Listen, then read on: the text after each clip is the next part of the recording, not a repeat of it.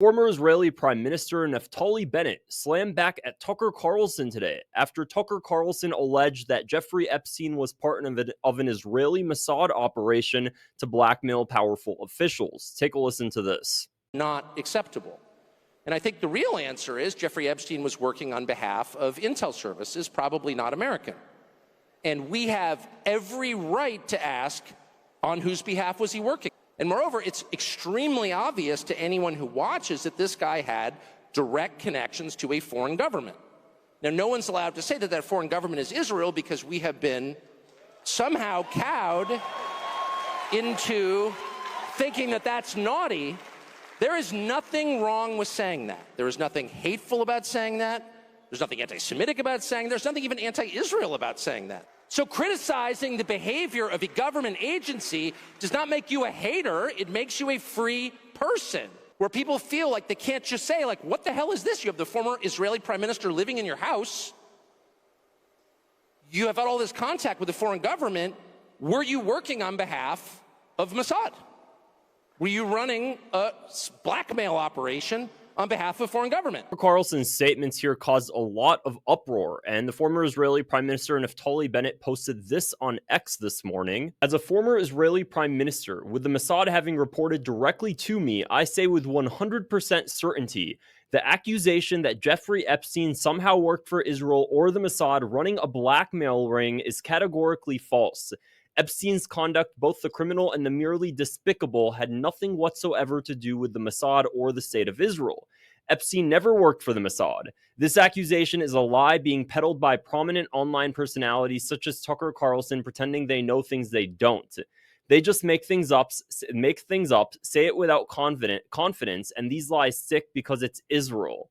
There is a vicious wave of slander and lies against my country and my people, and we just won't take it anymore. This got 10 million views and it was posted just hours ago. Tucker Carlson then quotes that tweet and says, "You, quote, just won't take it anymore? Instead of issuing threats on social media, why don't you sit down for a rational interview on Jeffrey Epstein's ties to the Israeli government? We'll reach out to your office this morning."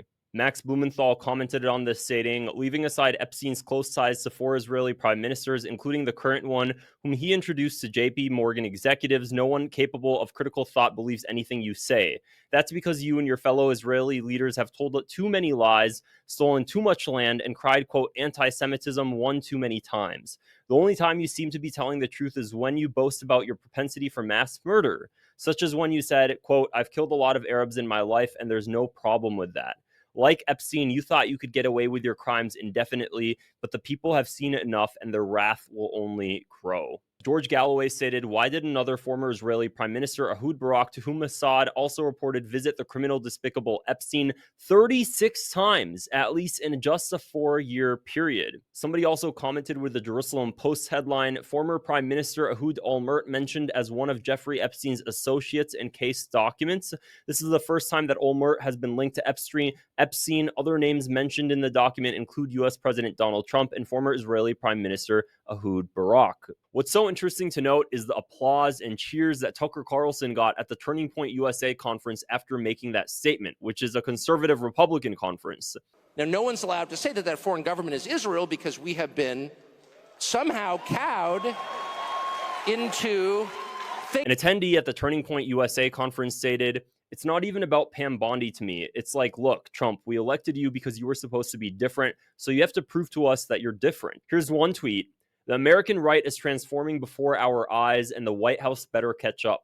Tucker Carlson claims Epstein was working for Israeli intel and is met with uproarious applause at TPUSA. Also interesting to note, just yesterday, the Daily Mail put out a headline titled, Jeffrey Epstein's accomplice Ghislaine Maxwell is ready to reveal the, quote, truth of the pedophile client list, says insiders. So why are Republicans blocking her? Ghislaine Maxwell is willing to speak in front of Congress about the Epstein files, sources tell the Daily Mail.